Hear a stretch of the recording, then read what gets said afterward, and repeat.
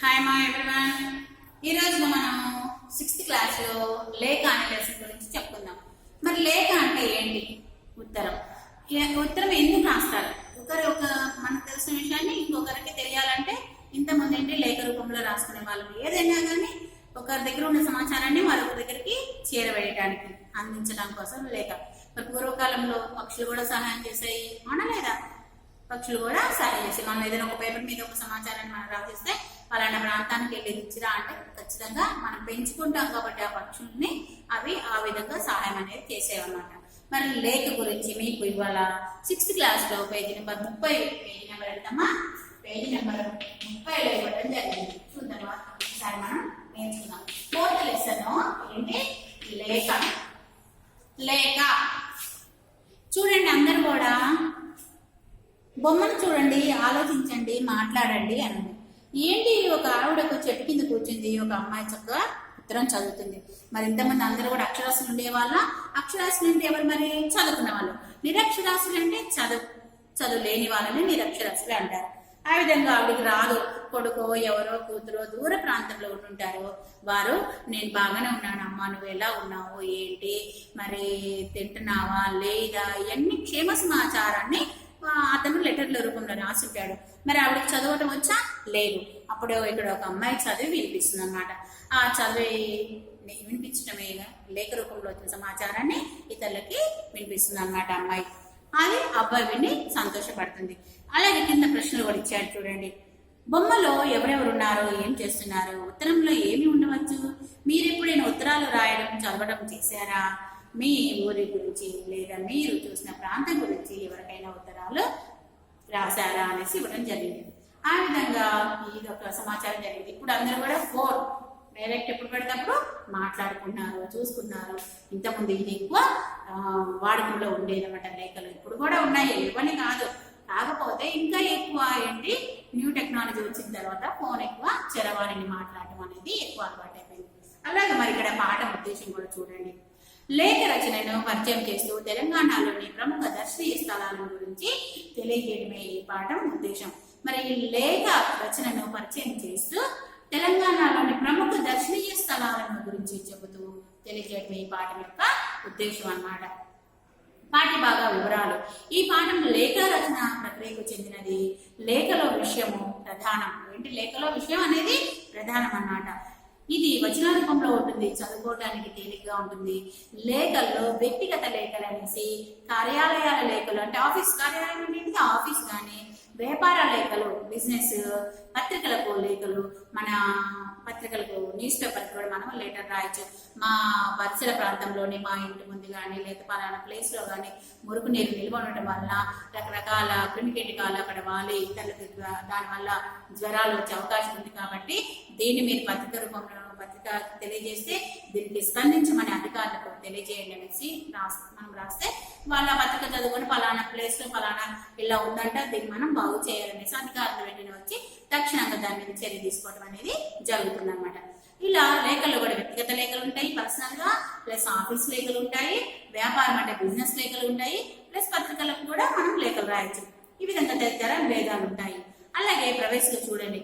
వివిధ ప్రాంతాల సందర్శన మానవ మేధో వికాసానికి బాటలు వేస్తుంది, మానసిక చైతన్యాన్ని కలిగిస్తుంది. చారిత్రక స్థలాలు దర్శించడం వల్ల ఆనాటి జీవన విధానము, సామాజిక స్థితిగతులు, చరిత్ర, సంస్కృతి మొదలైన వాటి గురించి మనకు తెలుస్తుంది. అందువల్ల అట్లాంటి స్థలాల గురించి తెలుసుకోవాల్సిన అవసరం ఉన్నది. తెలంగాణలో అనేక దర్శనీయ స్థలాలు ఉన్నాయి, చూడడానికి చాలా స్థలాలు ఉన్నాయి తెలంగాణలో. వాటిలోని నాగార్జున సాగర్, వరంగల్, హైదరాబాద్ మొదలైన స్థలాల గురించి తెలుసుకోవడానికి లేఖ రూపంలో ఉన్న ఈ పాఠం చదవండి. ఏమేమి ఉన్నాయంటే దీంట్లో ఫర్ ఎగ్జాంపుల్ గా నాగార్జున సాగర్ అంట, నాగార్జున సాగర్. నెక్స్ట్ ఇంకోటి ఏమన్నాడు ఇక్కడ? వరంగల్. అందరు వెళ్ళి చూసారా లేదా? వెళ్ళాలి కదా మరి, ఎప్పుడన్నా చూడాలి, చూసి రావాలి. అక్కడ విశేషాలు ఏంటో మనం నేర్చుకోవాలి. ఈ రోజున ఈ యొక్క నాగార్జున సాగర్ గురించి, వరంగల్ గురించి, హైదరాబాద్ గురించి లేఖ రూపంలో మనకి అక్కడ విశేషాలను తెలియజేయడం అనేది జరిగింది. చూడండి పార్ట్ 1 పేజీ నెంబర్ 32 ఏ విధంగా ఉందో. ఫస్ట్ డేట్ ఏ ఊరు? వేమల అని ఉంది. 10వ తారీఖు 10వ నెల 2014 సంవత్సరంలో. ప్రియమైన లలితకు. ఎవరు రాస్తున్నారు? స్నేహితురాలు. ఏమంటే ప్రియమైన లలితకు ఏమని రాస్తుందో చూద్దాం ఇప్పుడు. లలిత, ఎట్లున్నావు? నేను ఇక్కడ మంచిగున్నా. ఈసారి బతుకమ్మ పండుగ సెలవుల్లో మా బడిపిల్లలు అందరం సంబరంగా విహారయాత్రకు పోయి వచ్చిన. బతుకమ్మ ఏం చేసింది? బతుకమ్మ పండుగ సెలవుల్లో అంట ఆ బడిపిల్లలందరూ కూడా సంబరంగా అంటే సంతోషంగా విహారయాత్రకు వెళ్ళి వచ్చాము అని చెప్తుంది. అక్కడ మేము చూసిన విశేషాల గురించి నీకు ఉత్తరం రాస్తున్నాం. మేము సెలవుల్లో పలానా సెలవుల్లో మేము విహారయాత్రకు వెళ్ళాము, అక్కడ చూసిన విశేషాలన్నింటినీ కూడా నీకు రాస్తున్నాను, తెలియజేస్తున్నాను అనేసి చెప్పడం జరిగింది. సెలవుల మొదటి రోజే యాత్రకు అన్ని తయారు చేసుకొని సాయంత్రం బడికి చేరుకున్నాం. ఏంటి ఇంకా సెలవులు ఇచ్చారు ఈ రోజు నుంచి, ఇక ప్రొద్దు నుంచి కూడా అన్ని పనులు అన్ని తయారు చేసుకున్నారు. సాయంత్రానికల్లా బడికి చేరారు. అప్పటికే బస్సు వచ్చి సిద్ధంగా ఉన్నది. స్కూల్ నుంచే కదా వెళ్ళింది, అక్కడ బస్సు రెడీగా ఉంది. రాత్రి భోజనం చేసి అందరం వరుసగా బస్సు ఎక్కానా. అందరు భోజనం చేశారు, ఇక బస్సు ఎక్కారన్నమాట. నేను కిటికీ పక్కన కూర్చున్నా. ఎక్కడ కూర్చుందంట? కిటికీ పక్కన కూర్చుందంట చక్కగా. మా అమ్మ నాయనలు జాగ్రత్తలు చెప్పి టాటా అంటుండగా బస్సు బయలుదేరింది.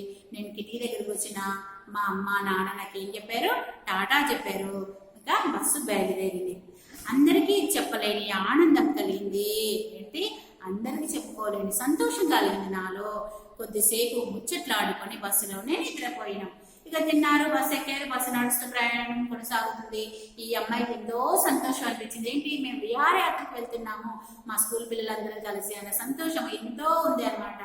అలాగే మాట్లాడుకుంటూ బస్సు ఎక్కి నిద్రపోయారన్నమాట. ఇక మనం కూడా పిక్నిక్ వెళ్తామా లేదా? వన్ డే పిక్నిక్ వెళ్ళినప్పుడు ఎంత హ్యాపీగా వెళ్తాం. పొద్దున్న ఎర్లీ మార్నింగ్ మళ్ళీ ఈవినింగ్ వస్తామా?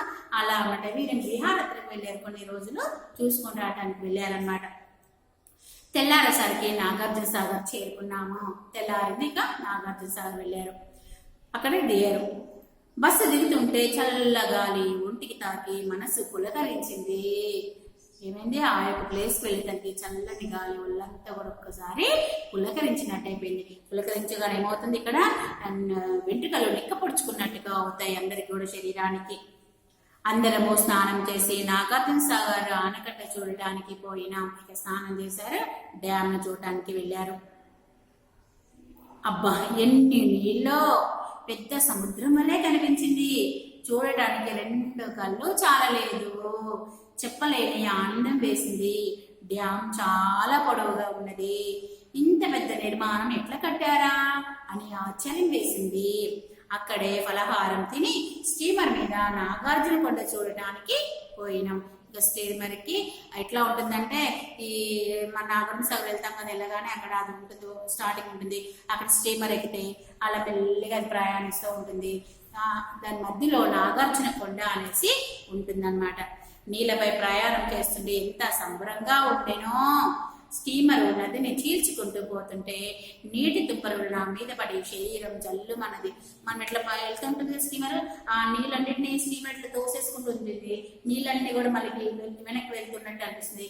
ఆ యొక్క నీటి యొక్క చుక్కలు మన శరీరం మీద పడే అవకాశం ఉంటుంది అనమాట. అప్పుడు చాలా సంతోషం అనిపిస్తుంది. శరీరం జల్లుమనిపించింది. చుట్టూ ఎటు చూసినా నీళ్ళే. నేను కూడా వెళ్ళొచ్చాను, ఎంత హ్యాపీగా ఎంజాయ్ వచ్చాము మేము కూడా.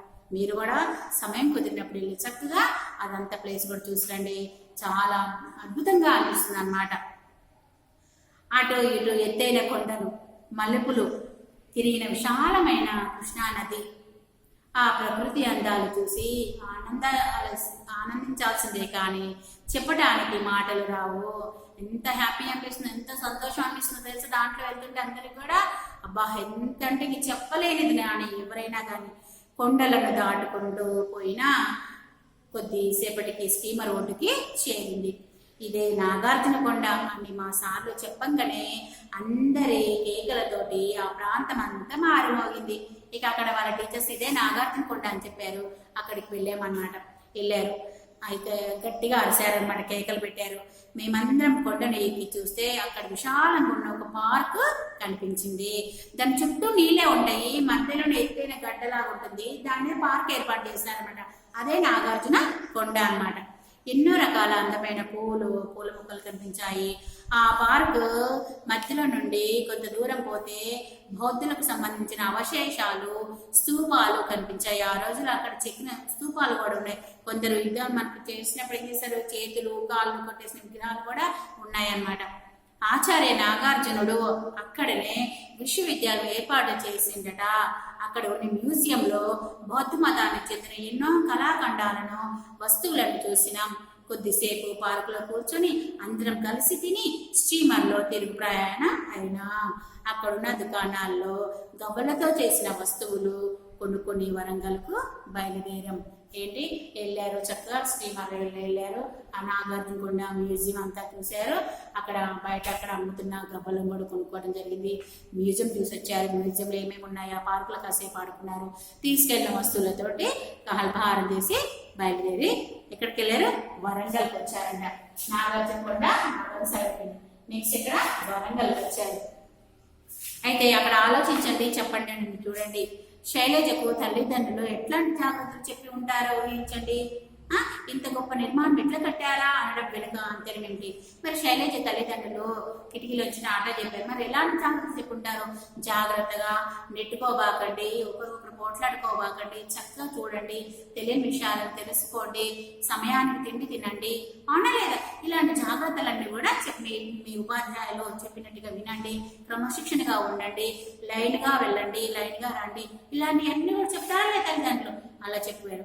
మరి ఇంత గొప్ప నిర్మాణం ఎట్లా కట్టారా అనడం వెనుక అంతే చూడగానే ఆశ్చర్యం అనిపిస్తుంది, అవునా లేదా? మరి డ్యామ్ కట్టడం అంటే సాధ్యమేనా? అది కొన్ని రోజుల సంవత్సరాల పొడవునా ఎంతమంది ఇంజనీర్ల సహకారంతో, ఎంతమంది శ్రామికుల సహకారంతో అది కట్టడం అనేది జరిగింది. ఇక నెక్స్ట్ వరంగల్ తెల్లారేసరికి హన్మకొండ చేరుకున్నాం. ఇంకేంటి నెక్స్ట్ డే ఆ రోజు సాయంత్రం వల్ల నాగార్జున సాగర్లో ఉన్నారు. నెక్స్ట్ డే ఎక్కడికి ప్రయాణం అయ్యారు? ఇక ఆ రోజు రాత్రికి వరంగల్కి ప్రయాణం అయ్యారన్నమాట. హన్మకొండ చేరుకున్నారు. అక్కడ ముందుగా 1000 స్తంభాల గుడికి పోయినాం. 1000 పిల్లర్స్. నేను కూడా వెళ్ళాను 1000 పిల్లర్స్ కి. గుడి చాలా వరకు శిథిలమైంది. నేను చూసి వచ్చాను కాబట్టి ఇంకా నేను ఎలాంటి ఆనందాన్ని పొందాను అనేది కూడా మీకు నేను తెలియజేయాలి, అవునా లేదా? అంటే మీరు కూడా చూస్తే ఇలాంటి విషయాలు చదివినప్పుడు ఏమనిపిస్తుంది, ఎంతో సంతోషం, ఇంకా రెట్టింపు అవుతుంది అనమాట. ఆ సంతోషం నిజమే కదా అనేసి. అలాగే గుడికి పోయినాం. గుడి చాలా వరకు శిథిలమైపోయింది, పాడైపోయింది. మరి ఏనాటికి కదా అది? కాకతీయుల వంశంలో కట్టిన 1000 పిల్లర్స్, 1000 స్తంభాలు అక్కడికి శిథిలమైపోయింది, అంటే పాడైపోయింది అనమాట. కొన్ని స్తంభాలు మాత్రమే మిగిలినాయి. అన్ని పడిపోవటమో, లేకపోతే వంకరగా అయిపోవటమో, లేకపోతే ఇరిగిపోవటం, అలాంటివన్నీ జరిగాయి. కొన్ని స్తంభాలు మాత్రమే మిగిలినవి. అయినా ఆ అద్భుతమైన కట్టడాలు ఎంత ముద్దుగున్నాయో. అక్కడ పెద్ద నంది విగ్రహము, శివలింగము ఉన్నాయి. నంది విగ్రహం అంటే తెలుసా? శివాలయానికి ఎదురుగా నంది ఉంటుందా లేదా? ఆ యొక్క శివలింగాలు ఉన్నాయి. అటు తర్వాత భద్రకాళి గుడికి పోయి అమ్మవారికి మొక్కుకొని వరంగల్ కోటకు చేరుకున్నాం. భద్రకాళి టెంపుల్ దగ్గర కూడా ముందు చెరువు ఉంటుందన్నమాట. అమ్మవారు దగ్గరగా మెరుస్తూ ఉంటుందన్నమాట అమ్మవారు, అవునా లేదా? ఆ విధంగా అక్కడి నుంచి వరంగల్ కోటకు చేరుకున్నాం. అక్కడ స్వయంభూ దేవాలయము, కుష్ మహల్, నాట్య మండపం, ఆనాటి శిలాశాసనాలు, విగ్రహాలు కనిపించినాయి. ఎంత బాగున్నాయో అవన్నీ చూస్తుంటే ఇంత అందంగా రాతి శిల్పాలు ఎవరు చెక్కారో తెలుసుకోవాలన్న కోరిక కలిగింది, అవునా లేదా? మన శిల్పి లెసన్లో కూడా చెప్పుకోవడం జరిగింది. ఒక రాయిని దాన్ని చక్కగా బొమ్మల్ని మలచడం అంటే శిల్పి ఎంతో ఆలోచనతో తన ముందు మనసులో ఈ రాయి మీద ఇలాంటి బొమ్మ వేయగలను అనేసి ఆలోచన వచ్చి ఆ యొక్క రూపురేఖలను తీర్చిదిద్దుతాడో. మరి ఎంత తెలివిగలవాడు, ఎంత నైపుణ్యం ఉంది అతని చేతిలో. చూడగానే మనం ఇవాళ బాగుంది అంటున్నాము. ఆ యొక్క కష్టం ఎవరిది? ఆ యొక్క శిల్పిది. ఆ విధంగానే ఎవరో తెలుసుకోవాలన్న కోరిక కూడా కలిగిందంట అమ్మాయికి. ఇక్కడ చూడండి, చక్కగా అమ్మాయి లెటర్ రాస్తుంది అనేక విశేషాలతోటి. నాగార్జున డ్యామ్ ఇచ్చారు ఇక్కడ. అక్కడ మ్యూజియం ఉంది, నాగార్జున కొండ దగ్గర మ్యూజియం ఉంది. ప్లస్ ఇక్కడ హన్మకొండ చేరుకున్నారు 1000 పిల్లర్స్ దగ్గరికి, రామప్ప గుడికి, ప్లస్ కోటలోకి వెళ్ళడానికి ప్రయత్నిస్తున్నారు. ఇక్కడ కాకతీయ చక్రవర్తులు రుద్రమాదేవి ప్రతాపరుద్రుడి ఇక్కడి నుంచి పరిపాలన సాగించారని మా సార్లు చెప్పారు. ఏంటి కాకతీయ అంటే రుద్రమాదేవి కూతురు పేరేంటి? ముమ్మాడమ్మ. రుద్రమాదేవికి మగపిల్లలు లేరు, ఆడపిల్లలే 3 అన్నమాట. ఆ ముగ్గురు కూతుర్లు, ఒక కూతురు పేరేంటి? ముమ్మాడమ్మ. ఆ ముమ్మాడమ్మ కొడుకే ఈ ప్రతాపరుద్రుడు. ఈ కాకతీయ కాకతీయ వంశీయుల పరిపాలన అంతా కూడా ఆ యొక్క ప్రతాపరుద్రుడే పరిపాలించడం అనేది జరిగింది. ఇక్కడి నుంచే పరిపాలన సాగించారని మా సార్లు చెప్పారు. రుద్రమాదేవి గొప్ప వీరనారి. ఏంటి రుద్రమాదేవి ఏంటి? గొప్ప వీరనారి అన్నమాట. ఆవిడ తండ్రి గణపతి మహారాజు. ఆవిడకి కూడా మగపిల్ల లేదు, రుద్రమాదేవి ఆడపిల్ల. తన తండ్రి ఏం చేశాడు, నాకు మగ సంతానం లేదు, నా కూతుర్నే నేను ఒక పురుషుల్లాగా రాజ్యాన్ని పరిపాలించమని ఆ విధంగా కావాల్సిన విలువిద్యలన్నింటినీ కూడా నేర్పించుకొని తన రాజ్యాన్ని ఆవిడకు గణపతి దేవుడు ఏం చేశాడు, రుద్రమాదేవికి ఇవ్వడం జరిగింది. రుద్రమాదేవికి వివాహం అయింది. అయిన తర్వాత మళ్ళీ ఆ రుద్రమాదేవికి కూడా 3 కూతుర్లే పుట్టారు. 3 కూతుర్లలో మళ్ళీ ఏమైంది, ఒక కూతురు యొక్క కొడుకు ప్రతాపరుద్రుడు అనమాట. ఇక ఆ మనవాడికి రాజ్యాన్ని అప్పగించడం అనేది జరిగింది. అతను పరిపాలించాడనమాట. అయితే రుద్రమాదేవి గొప్ప వీరనారి అని శత్రురాజులతో యుద్ధం చేసి గెలిచిందని, ఆ ప్రాంతాన్ని చక్కగా పరిపాలించిందని చెప్పారు. నిజమే, పరిపాలించింది. ఆ కోట అంతా కళ్ళే తిరుగుతూ, అంటే ఒకసారి మొత్తం చూసి తిరుగుతూ గడిచిన చరిత్ర విషయాలు వింటుంటే మమ్మల్ని మేము మర్చిపోయి రాజుల కాలంలో ఉన్నామా అని అనిపించింది. ఇక ఎవరైనా ఏదైనా చెప్తుంటే మనకి ఎంతో ఆసక్తి అనిపిస్తుందా లేదా, వినే కొద్దీ వినాలనిపిస్తుంది. ఆహా, మేము ఇప్పుడు ఏంటి అని కాదు, మేము రాజుల కాలంలో ఉన్నామా అన్నట్టుగా అమ్మాయికి అనిపించింది. ఇక్కడ మన తెలంగాణ రాష్ట్ర చిహ్నాలలోని శిలాతోరణం కనిపించింది. అది ఎంత బాగున్నదో. కాకతీయ రాజుల వైభవానికి అది గుర్తుగా నిలిచింది. ఆ కోట నుంచి నాకు రాబుద్ధి కాలేదు. ఎందుకంటే అన్ని చూసేసరికి మనసుకి ఆనందం అనిపించింది, సంతోషం అనిపించింది. నాకు ఇంకా ఎక్కడికి రావాలనిపించట్లేదు. అక్కడి దుకాణాల్లో గొంగళ్ళు, తివాచీలు, పెంపర్తిలు తయారు చేసిన ఇత్తడి కళాఖండాలు కనిపించినాయి. వాటిని చూసి అక్కడి నుండి బయలుదేరినాం. ఇక నెక్స్ట్ ఎక్కడికి వచ్చారు, రామప్ప దేవాలయం చేరుకున్నాం. ఆ గుడిని గణపతి దేవుని సేనాని రేచరుద్రుడు కట్టించాడట. ఇక్కడున్న శిలలు ఎంతో అందంగా ఉన్నాయి. ఆ శిల్పాలు ఇక్కడున్న శిల్పాలు ఎంతో అందంగా ఉన్నాయి. ఆ శిల్పాలు మర్చిపోలేని అనుభూతిని కలిగించాయి. అక్కడ ఒక పెద్ద నంది విగ్రహం కూడా ఉంది. దాన్ని ఏ దిక్కు నుంచి చూసినా అది వారినే చూస్తున్నట్లు అనిపిస్తుంది. ఫర్ ఎగ్జాంపుల్ మనం ఇట్లా నిలబడితే నేను మనం చూసినట్టు అనిపిస్తుంది, కానీ నంది అక్కడే ఉంటుంది. కానీ మనం చుట్టూ నిలబడ్డా కానీ నా వైపే చూస్తున్న టీచరు అన్నట్టుగా ఆ యొక్క నంది విగ్రహం ఆ విధంగా ఉందంట. చూడండి, ఏ దిక్కు నుంచి చూసినా అది వారినే చూస్తున్నట్లుగా అనిపిస్తుంది. అదే దాని యొక్క ప్రత్యేకత. ఇక్కడ ఏంటి, రాతిపై చెక్కిన సింహాలు, ఏనుగులు, హంసల విగ్రహాలు కూడా నాకు బాగా నచ్చాయి. ఏం చేశారంటే అక్కడ రాతి మీద సింహాలు, ఏనుగులు, హంసల విగ్రహాలు కూడా బాగా నచ్చాయి. కొన్ని విగ్రహాలు ధ్వంసం కావడం నాకు బాధ కలిగించింది, అంటే పాడైపోవటం. అక్కడి నుంచి రామప్ప చెరువుకు చేరుకున్నాం. అది చాలా పెద్ద చెరువు. ఆ చెరువు నీళ్లు తియ్యగా ఉన్నాయి. ఆ రాత్రి అక్కడనే ఉండి తెల్లవారుజామున ప్రస్తుత జగిత్యాల జిల్లాలోని ఉన్న బొమ్మలగుట్టకు పోయినాం. ఏం చేశారు, ఇక ఆ రాత్రి అక్కడే ఉండి తెల్లవారుజామున ప్రస్తుత జగిత్యాల జిల్లాలోని ఉన్న బొమ్మలగుట్టకి వెళ్ళారంట. తెలుగు భాషకు కీర్తి ప్రతిష్టలను అందించిన ఆ ప్రదేశాన్ని చూడటము మా అందరికీ ఎంతో ఆనందాన్ని కలిగించింది. ప్రాచీన తెలంగాణ కవి జినవల్లభుని కంద పద్యాలున్న శాసనాలని చూసినాం. ఇవే తెలుగులో మనకు దొరికిన తొలి కంద పద్యాలు. ఈ పద్యాల ఆధారంగానే మన తెలుగు భాషకు ప్రాచీన హోదా లభించిందట. అక్కడి నుండి సింగరేణి బొగ్గు గనులు చూడటానికి పోయినాం. ఆ పరిసరాలను, సింగరేణి బొగ్గు గనులు చూసారంటే కూడా అక్కడ పరిసరాలను చూస్తుంటే సిరి వెలుగులు విరచిమ్మే సింగరేణి బంగారం అన్న పాట గుర్తుకొచ్చింది. ఏంటిది, సిరి వెలుగులు విరచిమ్మే సింగరేణి బంగారం అన్న పాట గుర్తుకొచ్చింది. మేమందరం అక్కడున్న బొగ్గు బావులను చూసినా అక్కడ కార్మికులు పడుతున్న శ్రమల గురించి కూడా తెలుసుకున్నాం. వీరి కష్టం మన ఇళ్లలో విద్యుత్ కాంతిగా మారిందని తెలిసి మనసులో వారికి ధన్యవాదాలు చెప్పుకున్నాం. మరి బొగ్గు ద్వారా కరెంట్ ఉత్పత్తి అవుతుందా లేదా? కరెంట్ అంటే ఇంగ్లీష్ వర్డ్, దాని తెలుగులో ఏమంటారు, విద్యుత్ అనేసి అంటారనమాట. అక్కడి నుంచి బయలుదేరి శాతవాహనుల రాజధాని అయిన కోటిలింగాలకు చేరుకున్నాం. చుట్టూ గోదావరి కనిపించింది. చక్కని ఆహ్లాదకరమైన వాతావరణం కనిపించింది. గోదావరిలో స్నానం చేసి ఇసుక రేణువులతో ఏర్పడిన శివలింగాన్ని దర్శించుకున్నాం. శాతవాహన వంశపు తొలిరాజు శ్రీముఖుని నాణెములు అక్కడ దొరికినాయట. ఆ విశేషాలన్నీ చూసేసరికి చీకటి పడింది. ఆ రాత్రి అక్కడే తిని హైదరాబాద్కు పోయినాం. చూడండి ఇక్కడ కాకతీయ కళాతోరణం అనేసి, నెక్స్ట్ రామప్ప గుడి అనేసి, నెక్స్ట్ ఇక్కడ సింగరేణి బొగ్గుగనులో స్థానికులు చేస్తున్న పని, నెక్స్ట్ ఇక్కడ ఆలోచించండి చెప్పండి అనే పాట ప్రశ్నలు ఉన్నాయి చూడండి. ఆనాటి విగ్రహాలకు శిలలను వాడినారు కదా, మరి ఈ రోజుల్లో విగ్రహాల తయారీకి వేటిని వాడుతున్నారు? మరి ఆ రోజుల్లో రాళ్ళని ఎక్కువ శిలలను వాడారు, మరి ఈ రోజులు ఏం వాడుతున్నారో అనేసి అడుగుతున్నాడు అక్కడ. అలాగే సింగరేణి కార్మికుల కష్టం మన ఇండ్లకు కాంతిగా మారింది అంటే నీకేం అర్థమైంది? అవును, మరి సింగరేణి కార్మికులు అంటే ఏంటి? బొగ్గు గనులు తవ్వటం అనమాట. ఆ బొగ్గుతోటి కరెంట్ ఉత్పత్తి అవుతుంది, అంటే విద్యుత్ వస్తుంది. మరి ఇవాళ మన ఇంట్లో ప్రొద్దులేసుగా సాయంత్రం దాకా అన్ని ఎలక్ట్రిసిటీ, రైస్ కుక్కర్ అనేసి, వాటర్ అనేసి, ఫ్రిడ్జ్ అని, కూలర్ అని, ఫ్యాన్ అని వగేరా ఏసీ, ఎన్ని వస్తువులను మనం కరెంటు తోటి ఈ రోజున వాడుకోగలుగుతున్నాం. మరి దేని వల్ల ఉత్పత్తి అవుతుంది కరెంటు కూడా? బొగ్గు గనుల వల్ల, వాటర్ వల్ల అనమాట. ఆ బొగ్గు ద్వారా కూడా కరెంట్ ఉత్పత్తి అవుతుంది కాబట్టి వాళ్ళ యొక్క శ్రమనే కదా మనం ఈనాడు ఈ విధంగా వాడుకుంటున్నాము అనేసి అనుకోవడం అనమాట. ఇది సింగరేణి కార్మికుల కష్టం మన ఇంట్లకు కాంతిగా మారిందంటే ఈ విధంగా అర్థం అనమాట. ఇక నెక్స్ట్ థర్డ్ పార్ట్ దేని గురించి? హైదరాబాద్ గురించి అనమాట. ఇప్పుడు వరకు ఏం చెప్పుకున్నాము? నాగార్జున సాగర్ గురించి చెప్పుకున్నాము, ప్లస్ వరంగల్ గురించి చెప్పుకున్నాము. పాఠశాల విద్యార్థులందరూ కూడా కలిసి విహారయాత్రకు బయలుదేరి ఫస్ట్ నాగార్జున సాగర్ చేరుకున్నారు. అక్కడ ఆ యొక్క డ్యామ్ చూసి, ఆనకట్టను చూసి, దాంట్లో స్టీమర్లో ప్రయాణం చేసి నాగార్జున కొండకు ప్రయాణం అయ్యారు. అక్కడ మ్యూజియం చూసి బౌద్ధుడి యొక్క శిల్పాలను చూసి వచ్చారు. తర్వాత అక్కడి నుంచి ఎక్కడికి వెళ్ళారు? రామప్ప వరంగల్ వెళ్ళారు.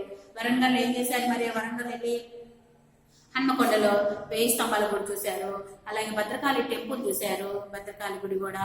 ప్లస్ మళ్ళీ మనకి ఇక్కడ కళాతోరణం కూడా ఇవ్వడం జరిగింది, శిలాతోరణం అనేసి. తర్వాత రామప్ప దేవాలయానికి వెళ్ళారు, బొగ్గు గనులను చూశారు, వాటి గురించి కూడా తెలుసుకున్నారు. మరి నెక్స్ట్ క్లాస్ లో వీరు ఏ ప్రాంతానికి వెళ్తున్నారో మనము తర్వాత క్లాస్ లో చెప్పుకుందాం, సరేనా?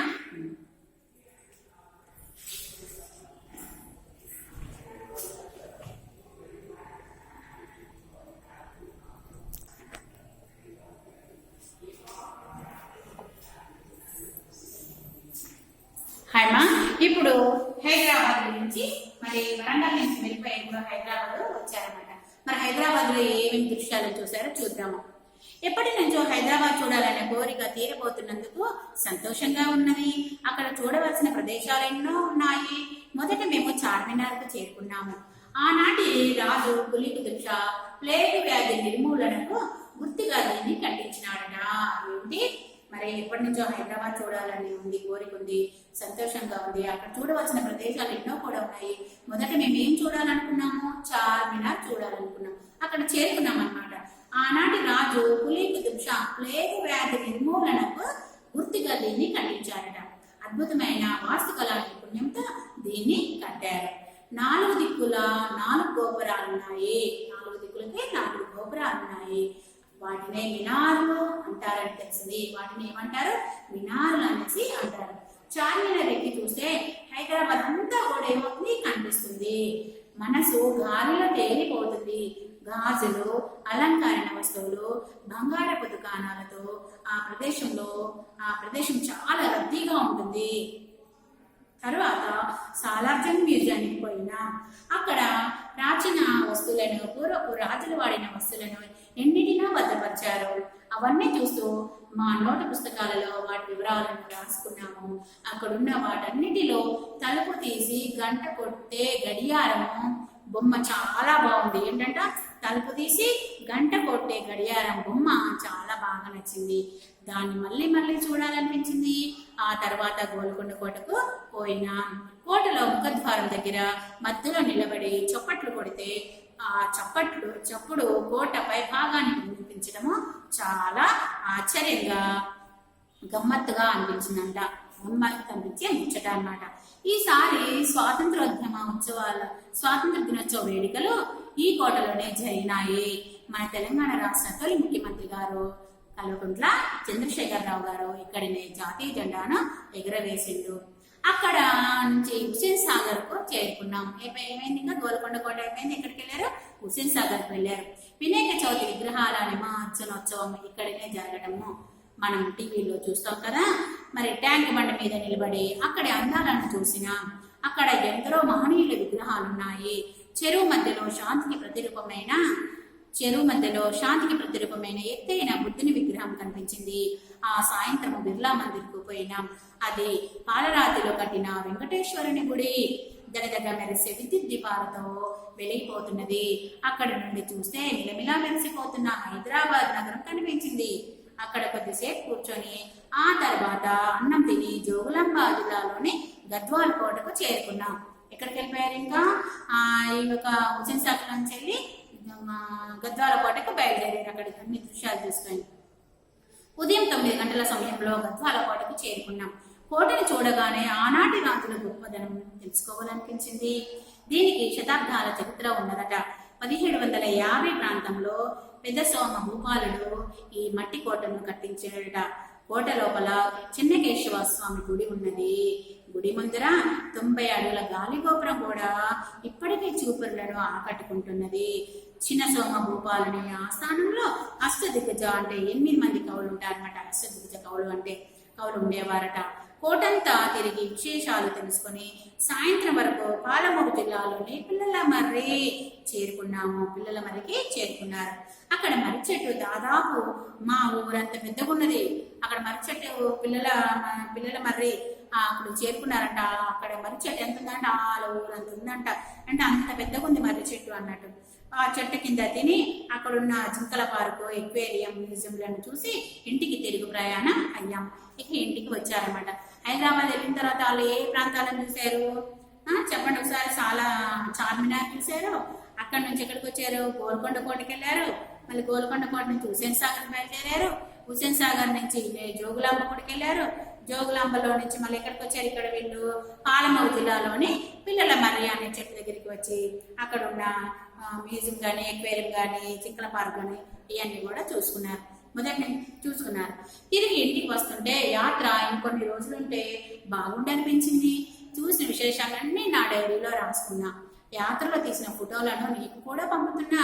తప్పక చూడగలవు. అమ్మ నాయనలకు నమస్కారాలు తెలుపగలవు. ఉంటా మరి అనేసి చెప్తుంది. ఇట్లు నీ ప్రియమిత్రురాలు ఎస్ శైలజ గారు రాయటం జరిగింది. చిరునామా ఇక్కడ కే లలిత, 6వ తరగతి జిల్లా పరిషత్ ఉన్నత పాఠశాల అన్నట్టు, రంగాపురం, మంచాల మండలం, రంగారెడ్డి జిల్లా, తెలంగాణ 501508 అనేసి చక్కగా ఇట్లోని ప్రియమిత్రాలు ఎవరు రాశారు? శైలజ. మరి శైలజ కూడా మొట్టమొదటి నుంచి ఏ ప్రాంతాలను చూసి వచ్చింది చెప్పండి మరొకసారి. మరి ఫస్ట్ స్కూల్ నుంచి విహారయాత్రకు వెళ్ళారు. అక్కడ నాగార్జున సాగర్ వెళ్ళారు. నాగార్జున సాగర్ వెళ్ళిన తర్వాత స్టీమర్లో ప్రయాణం చేసి బుద్ధుడి దగ్గరికి నాగార్జున కొండ బయలుదేరారు. నాగార్జున కొండలో ఏం చూశారు? అక్కడ మళ్ళీ బుద్ధుడి యొక్క విగ్రహాలన్నీ చూసుకోవడం జరిగింది. అక్కడి నుంచి ఎక్కడికి వచ్చారు? ప్లస్ మ్యూజియం చూశారు. మ్యూజియం నుంచి మళ్ళీ ఎక్కడికి వచ్చారు? వరంగల్ ప్రయాణం అయ్యారు. వరంగల్ ఏమి చూసుకున్నారు? 1000 పిల్లర్స్ గుడి చూశారు. మళ్ళీ అక్కడ ఏంటి? గోల్కొండ భద్రకాళి టెంపుల్కి వెళ్ళారు. అక్కడ శిలాతోరణం చూసుకున్నారు. మళ్ళీ రామప్ప గుడికి వెళ్ళారు. ప్లస్ బొగ్గు గనులు వాటి దర్శించుకున్నారు.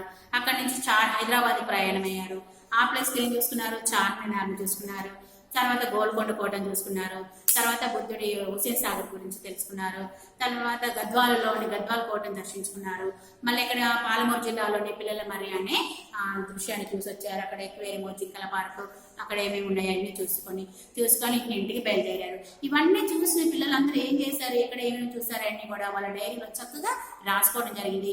తిరిగి ఇంటికి వచ్చేటప్పుడు అయ్యో అప్పుడే అయిపోయిందో విహారయాత్ర, ఇంకా కొన్ని రోజులుంటే బాగుండు అనేసి వాళ్ళు ఎంతో సంతోషంతో ముందుకు బస్సు ప్రయాణం అనేది కొనసాగింది. వాళ్ళు తీసుకున్న ఫోటోలు కూడా నేను నీకు పంపిస్తున్నాను, తప్పక చూడగలవు. ప్లస్ మీ అమ్మ నాన్న కూడా నా యొక్క నమస్కారాలు తెలుపు అనేసి శైలజ తన మిత్రురాలకి ఈ జరిగిన విహారయాత్ర గురించి జరిగిన విశేషాలన్నింటిని కూడా ఉత్తరం రూపంలో తన స్నేహితురాలకి పంపించడం జరిగింది అనమాట. చక్కగా ఇట్లు అనేసి నీ ప్రియమిత్రురాలు శైలజ రాసి వారి యొక్క అడ్రస్ అంటే ఏంటి? చిరునామా లేకపోతే పోస్ట్ వెళ్తుంది ఏమైనా ఉత్తరమా? వెళ్ళదన్నమాట. చక్కగా వాళ్ళ పేరు రాసి అంత అడ్రస్ రాసి పంపించింది. అవునా లేదా? మీరు కూడా మీరు చూసి వచ్చిన ప్రదేశాలన్నింటినీ కూడా మీ స్నేహితులకి చక్కగా ఉత్తరం రూపంలో అన్ని కూడా రాసి పంపించండి. బాగుందా లేదా ఈ పాఠం లేఖలెసను? ఈ పాఠాన్ని చక్కగా చదువుకోండి, అర్థం చేసుకోండి. మిగిలిన దాన్ని తర్వాత క్లాస్లో చెప్పుకుందాం. సరేనా?